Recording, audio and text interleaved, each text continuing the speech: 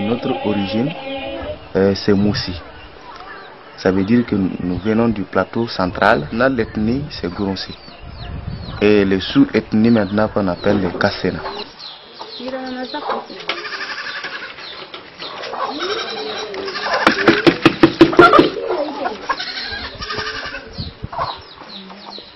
La commune de Tchébélé n'existe que depuis 2006.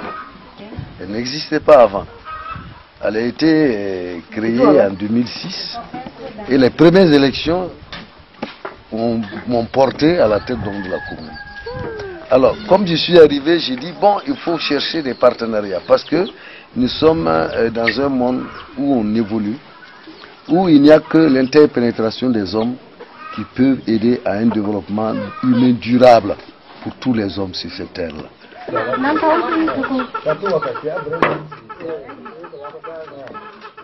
Cette terre-là, c'est allez-y.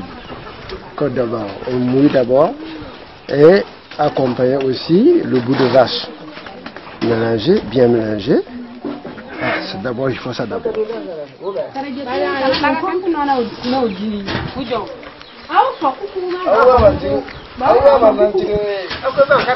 Quelles sont les perspectives qui peuvent être offertes, qui peuvent s'ouvrir à ma commune? Quand on dit commune, quand on dit on vous a érigé en commune, quand on dit qu'il y a des élections municipales, en fait c'est la prise en charge de la population par elle-même, leur propre destin. Elles doivent décider de ce qu'elles doivent être. Ce n'est plus l'État qui doit tout faire. Alors, donc, à partir de ce moment, nous avons au niveau de la commune, les responsables communaux doivent s'investir pour informer, sensibiliser, conscientiser, responsabiliser les populations à la base, de façon à ce qu'elles sachent que le Soumbala qu'elles vendent, par exemple les femmes vendent au marché, doit contribuer au développement de la commune de Tchébélé. Que le sel qu'elles vendent au marché doit contribuer au développement de la commune de Tchébélé. Que les maisons qu'elles sont en train de décorer doivent contribuer en tout cas au développement de Tchébélé. Parce que notre principale richesse, je viens alors pour dire une de nos principales richesses, sinon la principale aujourd'hui, c'est l'architecture. L'architecture, les fresques murales, les peintures murales de la région de Tchébélé sont uniques au monde.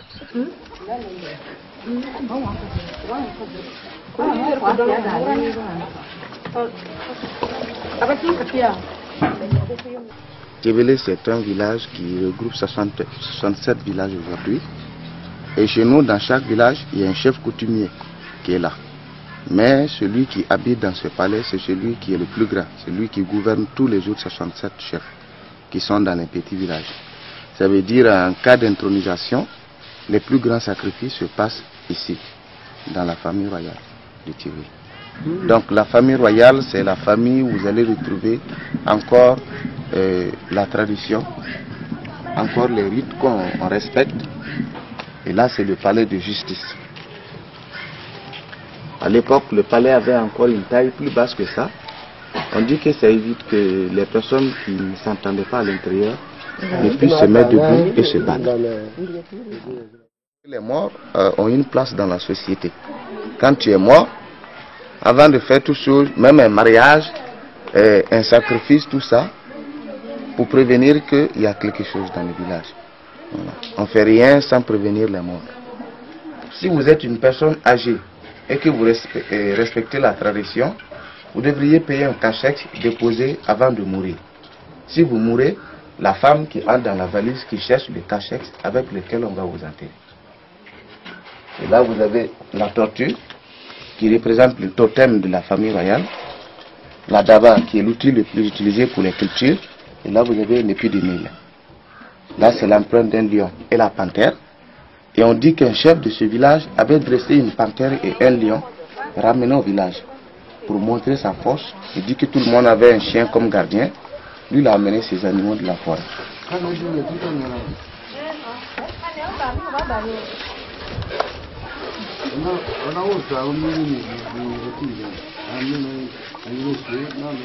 Depuis nos ancêtres, et la décoration a été leur trait caractéristique.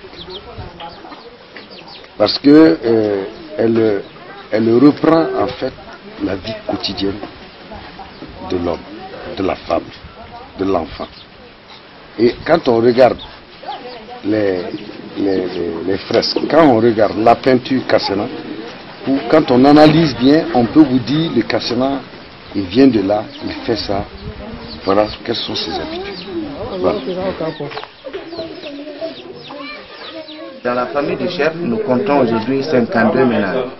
On parle de ménages chez nous, quand vous voyez qu'ils s'est rassemblé, la maison là, elle et là. Et lorsque nos parents sont venus s'installer dans cette région vers les années 1800, il y avait des guerres interethniques. Il y avait les Germains du Niger qui venaient ici pour les esclaves. Donc, on a construit de sorte à avoir une petite porte pour pouvoir couper la tête de l'ennemi en cas d'attaque. Lorsque le chef de ce ménage veut faire un sacrifice qui concerne sa petite famille ici, c'est là. Mais quand c'est pour toute la famille, il faut aller au dehors.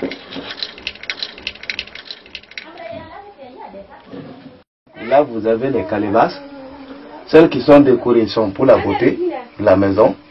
Et vous retrouverez les mêmes signes qui sont sur le mur. En pays Gouroussi, quand on vous sert dans une calebasse, quand vous revenez de loin, c'est pour souligner le respect. À l'époque, on ne connaissait pas la machine pour écraser les graines et avoir de la farine. Donc, on dépose les graines là, et avec ce geste-là, on recueille la farine ici. Là, c'est pour de la pâte d'arachide, et là, les trucs complémentaires pour la sauce. Les toits sont utilisés pour sécher les graines après la récolte, mais aussi pour dormir quand il fait chaud. Moi j'adore les toits, surtout en avril. Quand il fait très chaud, quand tu montes sur le toit, il y a un petit vent qui souffle là. Et on dort en un rien de temps.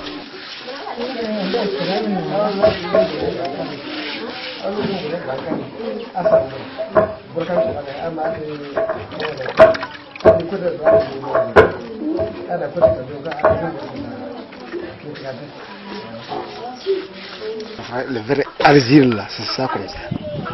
Argile rouge.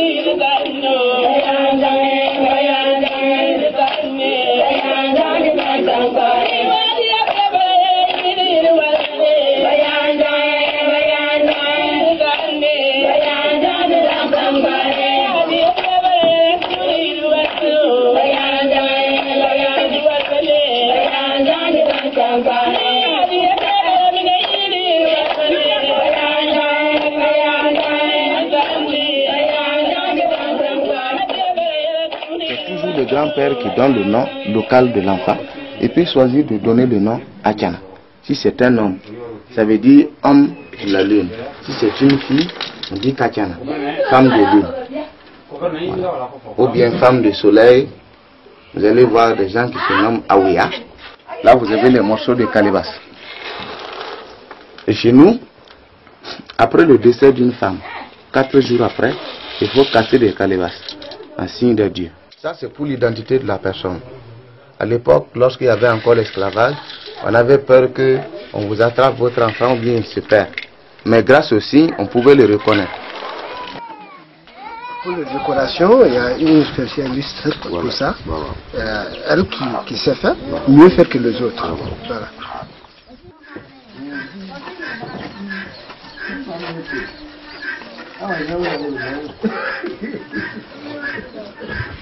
C'est un caillou qu'on écrase. Après avoir fini d'écraser, on essaie de bien écraser et ça devient comme la farine. Et on mouille et avec ça, quand on décore. C'est un caillou noir.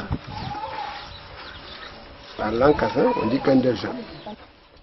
On le trouve, il y a un coin très loin d'ici, à Goumi. À l'époque, ce jeu était utilisé pour choisir les meilleurs guerriers du village. Aujourd'hui, vous pouvez retrouver ce jeu lors des danses guerrières qui s'organisent après le décès d'un chef de famille. Voilà. Pendant cette danse, vous pouvez retrouver des gens qui font des démonstrations de force en tapant du bois sur sa tête. Un peu comme la magie, des gens qui mangent du feu. Voilà, des choses comme ça. Et là, vous avez le tambour qui est utilisé pour la musique. Nous, on accompagne le cadavre dans la tombe avec le son du tambour. Et quand vous entrez dans une famille Kassena, grâce au son du tambour, vous devriez comprendre ce qui se passe à l'intérieur. Si c'est une fête ou si c'est un enterrement.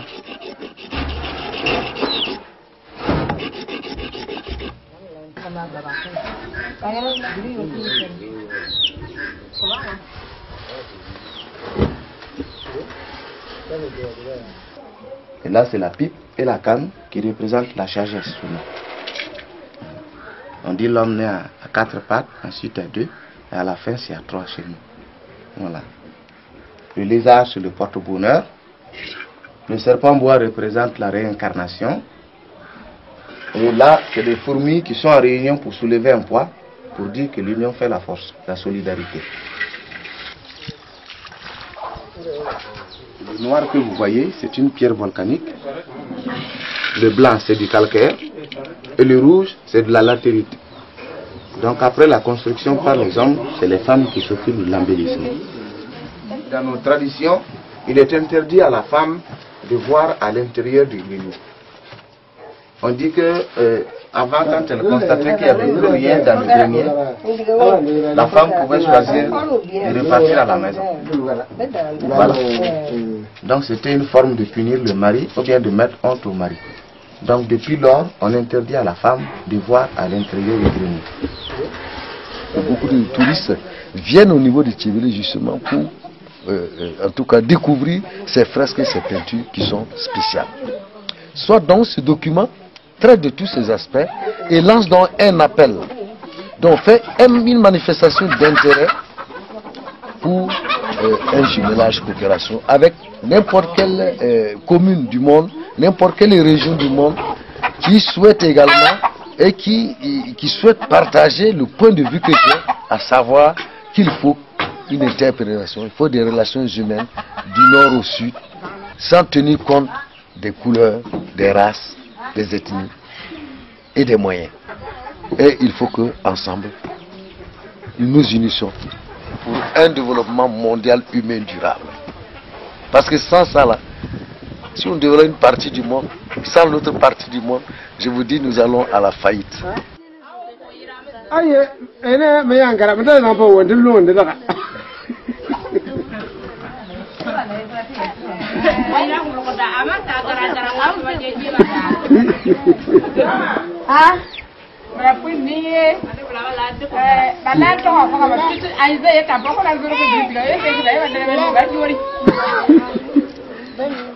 Ana vieux du côté, ana va bien.